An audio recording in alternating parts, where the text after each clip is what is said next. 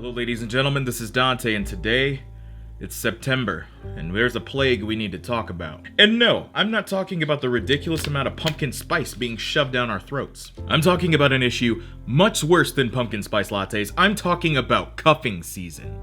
Cuffing season's here. Cuffing season's here. It's here. Nothing we can do about it. So put on those listening ears, because I'm about to educate you on a phenomenon that's going to attack us on a species-wide level. So let's boil this down. There are phases of cuffing season. Yes, I'm talking phases. So during the winter months, people that would oftentimes find themselves raging like a thirsty water buffalo at the club will find themselves desperate for companionship for the cold winter months, which is completely the opposite of their wild and primitive ways. So basically the TLDR version is people are going to get lonely and bored during the winter.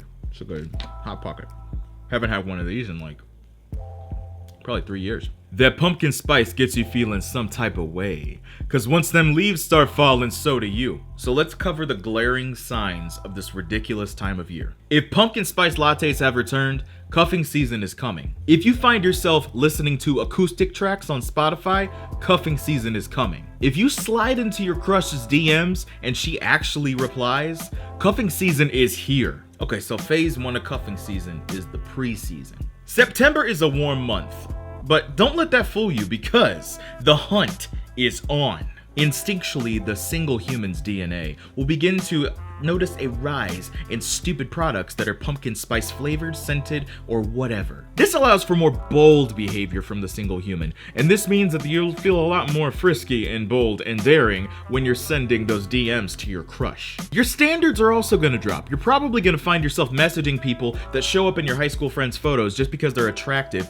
and you're like, oh, they're one of my friends from high school's friends, so that's my in. Sounds crazy because it is. I just hope and pray that you don't get to the point where you start reaching out to old flames, trying to rekindle the romance and stay warm during these cold winter months. It's not gonna keep you warm. There's only one day of phase 2 of cuffing season, and that is Halloween, in which I call the hunt. People dress up on Halloween, and they dress with things that they typically wouldn't. You know what I'm saying? To celebrate the finale of the pre-season of cuffing season, people will dress up in a costume that's actually not much clothing at all.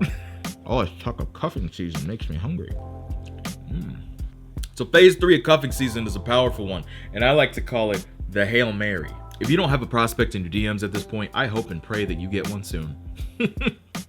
Because time's running out. So if you do have a prospect or two, you gotta look at your options. You gotta see what works, because odds are you're looking for something beyond a mate at this point. You're looking for some of that love. You want a little bit of that juicy romance that'll keep you warm. Whenever that blizzard hits town, you're gonna be sitting there all cozied up with your boo. You're gonna be sitting there having a good time, just getting all warm and cuddling underneath them blankets, watching them Disney movies. Ooh, girl! You're gonna have some fun. But Thanksgiving is coming up. People start coming home for the holidays and they start asking you questions like, hey, who you dating now? Suddenly your Spotify will start being filled with Drake in the weekend, and I'm not talking about things like the motto. I'm talking like you are listening to Hotline Bling in the AM, and then in the PM you are falling asleep to Marvin's Room. I'm just saying, you can do better. So daylight saving hits, and you get out of class, you get out of work, whatever the case may be, and you're about to go relax during your evening, but there's one thing that kind of happens. The sun went down 2 hours ago. Natural selection is beginning to pick off the weak at this point. Mother Nature's being ruthless. It doesn't care if you're lonely. I don't care if you're lonely. You're just lonely. So once December rolls around, we enter phase 4, the struggle phase. You ever wonder why everyone and their mom is born in September? Because everybody's baby making in December. PSA, unwrap holiday gifts, but wrap your gift.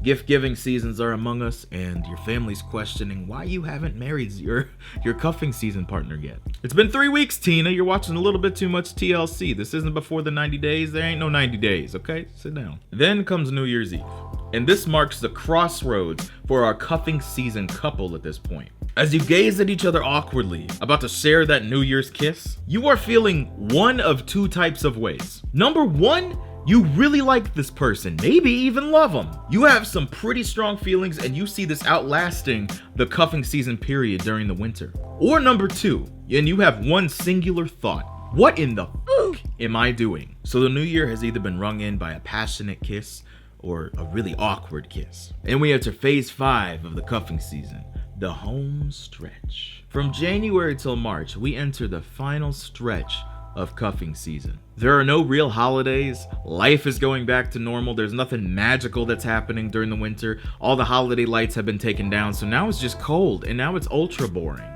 The only one left to decide a plan of action on is Valentine's Day, and that's just kind of cringe for everybody. It's just not even that cool because all the restaurants get booked up. You got to spend a ton of money. It's just like, it's just commercial. It's commercial, people. Stop buying into it. It's marketing 101. So then the spring equinox rolls in.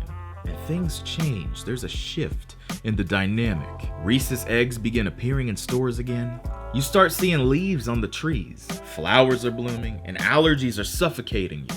But what is it that's making you suffocate? See, in school, they tell us that pollen is what plants produce. But what they don't tell you is that pollen brings out thirsty tendencies in human beings. Everyone starts showing their skin again because it's finally 70 degrees. I mean, we got spring breaks among us, people. Everyone's starting to act thirsty, and the raging water buffalo is back. People start getting frisky and uncontrollable, and that marks the end of cuffing season because that is the thirst season.